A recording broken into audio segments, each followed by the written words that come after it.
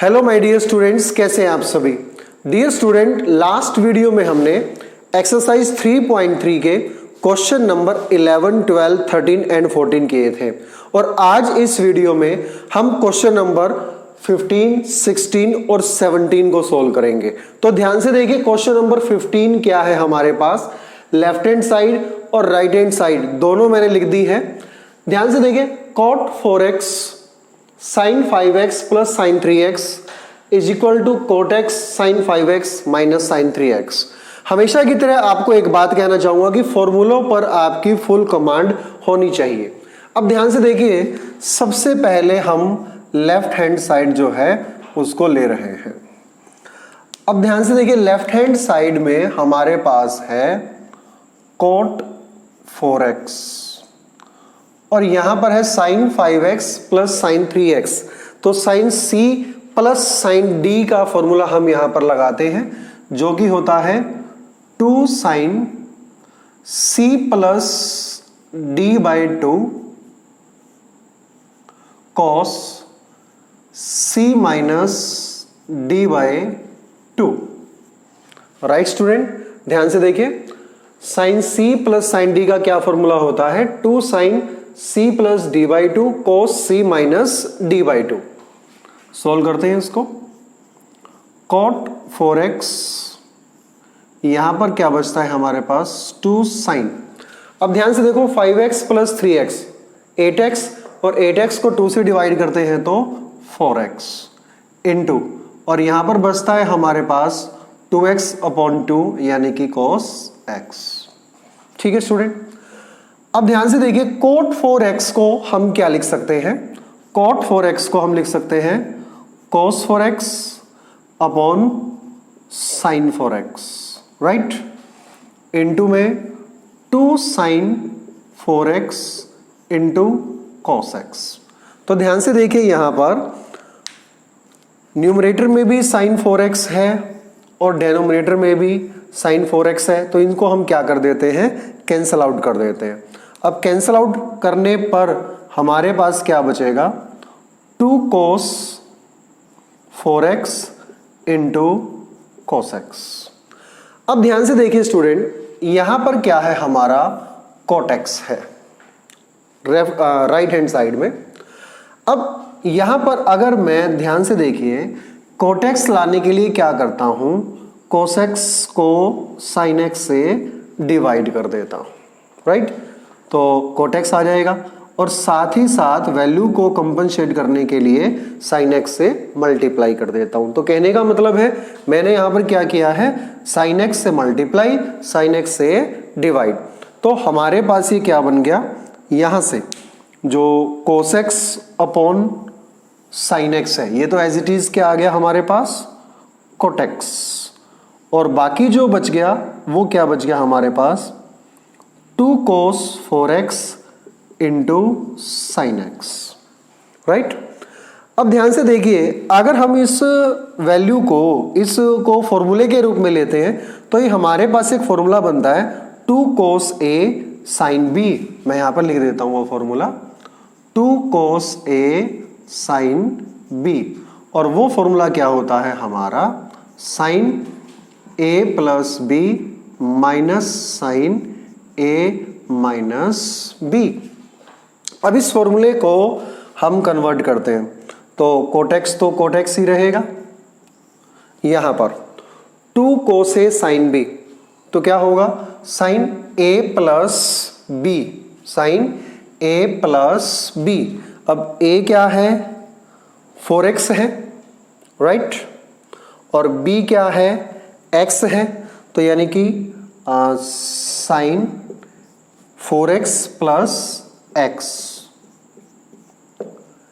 Minus में sin a minus b, sin a minus b, a क्या है 4x और b क्या है x, तो 4x माइनस x। तो और सोल्व करते हैं, cot x है ही हमारे पास, इनटू में, तो ध्यान से देखिए sin 5x minus sin 3x, ये क्या रहता है हमारे पास, sin 5x minus sin 3x, और यही क्या है हमारा राइट हैंड साइड है। ओके स्टूडेंट, तो कहने का मतलब क्या है कि आप जब तक क्वेश्चंस को सोल्व नहीं कर सकते, जब तक फॉर्मूलों के ऊपर आपकी फुल कमांड ना हो। राइट, यहां पर दो फॉर्मूले अप्लाई होते हैं। पहला तो sine C plus sine D, जो कि होता है 2 sine C plus D by two cos C minus D by two. Right, यहां तक सोल्व करने में कोई भी प्रॉब्लम नहीं है। उसके बाद जो ये कंपोजिशन से, दो फॉर्मूला की कंपोजिशन से फॉर्मूला बनता है कि साइन ए प्लस बी। नॉर्मली अगर देखें तो साइन ए प्लस बी क्या होता है, साइन ए कोस बी प्लस कोस ए साइन बी। ऐसे इसका फॉर्मूला होता है। माइनस करते हैं तो आपको पता है 2 कोस ए साइन बी बचता है, और आरएचएस को मद्देनजर रखते हुए हमने 2 कोस ए साइन बी का फॉर्मूला यूज किया, और जो भी हमारा ये लेफ्ट हैंड साइड था उसको राइट हैंड साइड के इक्वल प्रूव किया।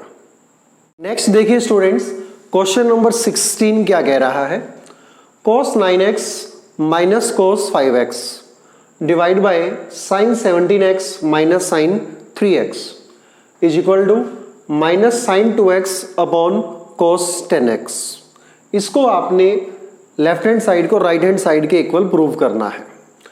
अब ध्यान से देखेंगे अगर हम, तो लेफ्ट हैंड साइड के जो न्यूमरेटर है उसमें cos 9x minus cos 5x है, यानी कि cos c minus cos d का फॉर्मूला हम यहां पर लगा सकते हैं, और ऐसे ही नीचे sin c minus sin d का फॉर्मूला हम यहां पर अप्लाई करेंगे। तो ध्यान से देखो, सबसे पहले हमारे पास लेफ्ट हैंड साइड में क्या है, cos 9x minus cos 5x upon में sin 17x minus sin 3x। Right, तो फॉर्मूला अप्लाई करते हैं। cos c minus cos d formula होता है minus 2 sin c plus d by two, यानी कि 9x plus 5x divide by 2। ये है हमारा c, ये है हमारा d। तो minus 2 sine C plus D by two sine C minus D by two, ये तो हो गया हमारा न्यूमरेटर। अब डेनोमिनेटर में देखते हैं, sine C minus sine D का फॉर्मूला क्या होता है, 2 cos C plus D by two. ये है सी, ये है डी, तो 2 cos C plus D by 2, और यहां पर होता है sine c minus D by 2।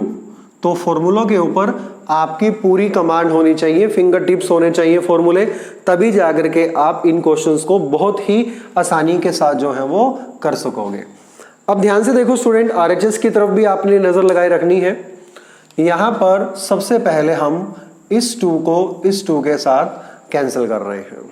ठीक है, अब ऊपर बच जाता है हमारा minus sign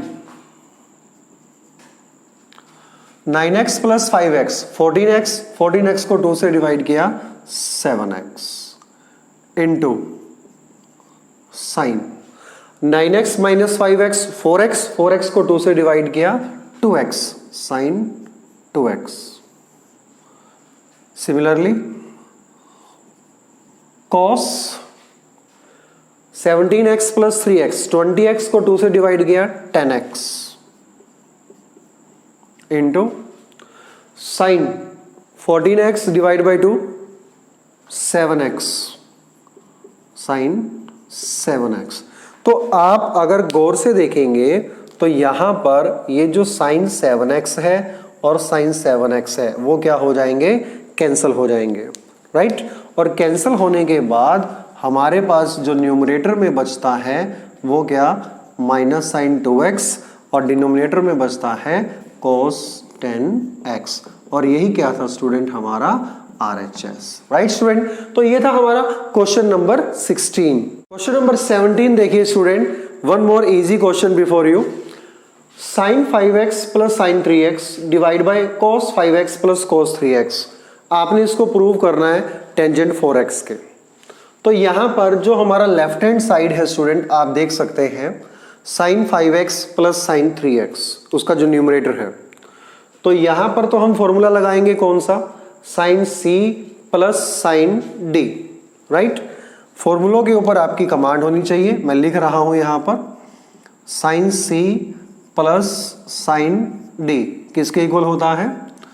2 sine C plus D by 2 cos C minus D by 2। इसी तरह से डेनोमिनेटर में cos c plus cos d का formula, cos c plus cos d, ये होता है student 2 cos c plus D by 2 और cos c minus D by 2, right. अब आपको जो है वो ये दोनों के दोनों जो फॉर्मूले हैं यहां पर अप्लाई करने हैं और विदाउट एनी प्रॉब्लम आपका जो क्वेश्चन है वो सोल्व हो जाएगा। देखते हैं, ध्यान से देखिए, लेफ्ट हैंड साइड ले रहा हूं मैं, sine C plus sine D formula में अप्लाई कर रहा हूं, 2 sine C plus D by 2 यानी कि 5x plus 3x divide by 2 into में cos c minus D by 2, ये है c ये है d, तो 5x minus 3x divide by 2, divide कर रहा हूं मैं, cos c plus cos d formula है हमारे पास 2 cos c plus d by 2 cos c minus d by 2, तो अप्लाई कर रहा हूं 2 cos c प्लस d, ये है हमारा c ये है हमारा d, तो c प्लस d बाई 2 और इंटू में क्या है cos c minus D by 2, तो 5x minus 3x divide by 2। काफी सारे स्टूडेंट पूछते हैं कि सर इसको c और d की जगह d और c मतलब इन्वर्स करके ले ले तो माइनस का फर्क पड़ जाता है।